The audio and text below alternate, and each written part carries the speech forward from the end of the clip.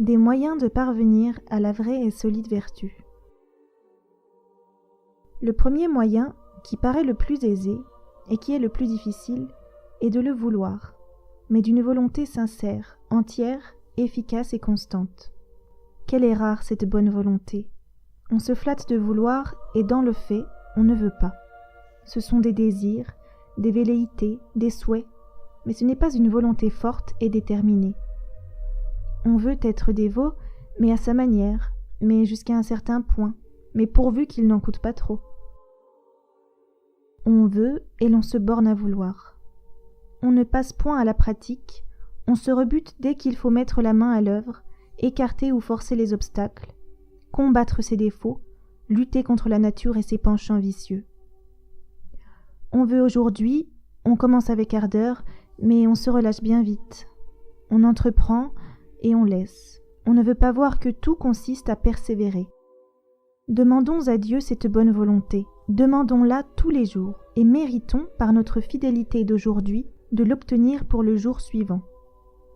Le second moyen est de régler sa journée, et d'être exact à observer tout ce qu'on s'est prescrit. Il ne faut pas trop se charger d'abord, il vaut mieux augmenter les exercices insensiblement et par degrés. Il faut avoir égard à la santé, à l'âge, à l'état et aux devoirs qu'il exige, car ce serait une dévotion mal entendue que celle qui porterait préjudice aux devoirs de notre état. Le troisième moyen est de s'exercer à la présence de Dieu. Pour cela, il faut se persuader, ce qui est de foi, que Dieu habite dans le cœur de l'homme, qu'on le trouve au-dedans de soi-même, pour peu qu'on veuille y entrer ou se recueillir. Qu'il est dans notre cœur pour nous inspirer de saintes pensées, de bons sentiments, pour nous porter au bien et nous éloigner du mal. Ce qu'on appelle la voix de la conscience est la voix de Dieu même, qui nous avertit, qui nous reprend, qui nous éclaire, qui nous dirige. Le point donc est d'être attentif et fidèle à cette voix. Ce n'est pas dans la dissipation, dans l'agitation et le tumulte qu'elle se fait entendre, mais dans la solitude, dans la paix, dans le silence des passions et de l'imagination. Le plus grand pas que l'âme puisse faire vers la perfection est de se tenir habituellement en état d'entendre la voix de Dieu, de s'appliquer à posséder toujours son âme en paix, d'éviter tout ce qui la dissipe, tout ce qui l'inquiète, tout ce qui l'attache violemment. Tout ceci doit être pendant longtemps la matière d'un examen et d'un combat continuel. Le quatrième moyen est de donner à Dieu un certain temps dans la journée, où l'on ne s'occupe uniquement que de sa présence, que de lui parler non de la bouche, mais du cœur, et de l'écouter.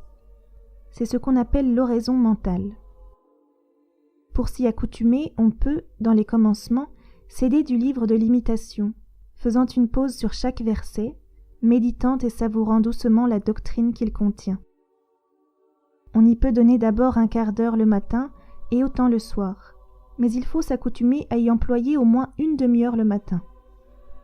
Quand on aura pris goût à ce saint exercice et qu'on pourra se passer de livres, on se tiendra de temps en temps en paix devant Dieu durant le recueillement, le priant d'agir lui-même sur notre âme et d'y opérer suivant son bon plaisir.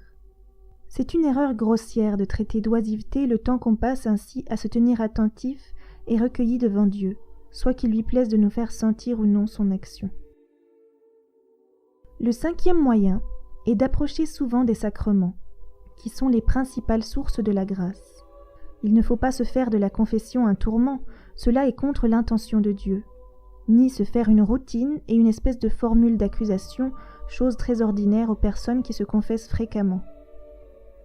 Les choses dont les personnes qui tendent à la perfection doivent principalement s'accuser sont les vues auxquelles elles ont résisté, les sentiments d'amour-propre qu'elles ont écoutés, tout ce qu'elles ont dit ou fait ou omis avec réflexion et de propos délibérés. La communion sera toujours bien faite lorsqu'on en sortira avec un nouveau courage et une nouvelle résolution d'être plus fidèle à Dieu que jamais. Il ne faut pas croire que, pour se bien confesser et bien communier, on doit s'assujettir aux actes qui sont marqués dans les livres. Cela est bon pour les jeunes personnes dont l'imagination est vive et légère, pour ceux qui communient rarement, en général pour ceux qui n'ont aucune habitude du recueillement. Mais pour peu qu'on soit entré dans les voies de l'oraison, Il ne faut plus emprunter le secours des livres, ni pour entendre la messe, ni pour participer au sacrement. Le 6e moyen, ce sont les lectures de piété. Il y a un grand choix à faire pour les livres. Il faut préférer à tous les autres ceux qui touchent le cœur et qui portent avec eux une certaine onction. L'Imitation, le Père Saurin, Saint François de Sales, les Psaumes et le Nouveau Testament, les Vies des Saints. La lecture doit être une demi-oraison. Il faut donner lieu à l'action de Dieu et s'arrêter aux endroits où l'on se sent touché.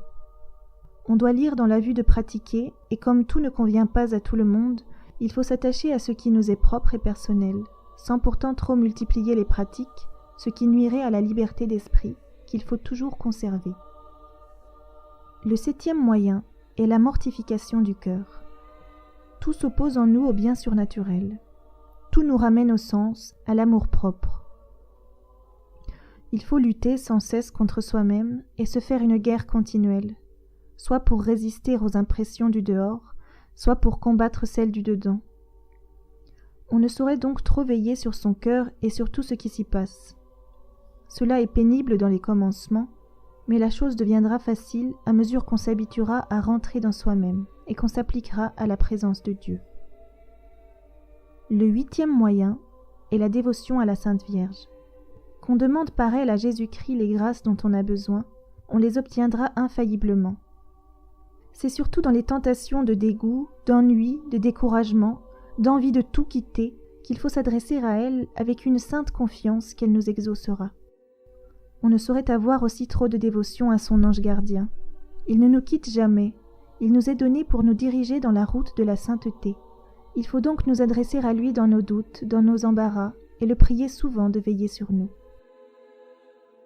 Enfin, le point capital est d'avoir un bon guide, un directeur entendu dans les voies de Dieu, et qui se conduise lui-même par l'Esprit de Dieu. Ces bons directeurs ont toujours été assez rares, et ils le sont aujourd'hui plus que jamais. Cependant, on peut assurer que les bonnes âmes, qui veulent aller droit à Dieu, ont toujours trouvé un homme propre à les y conduire. La Providence est engagée à leur en fournir un, et elle ne manque jamais de le faire lorsqu'on l'invoque à cette fin. On peut dire que c'est toujours la faute des âmes lorsqu'elles n'ont pas le directeur que Dieu leur a destiné.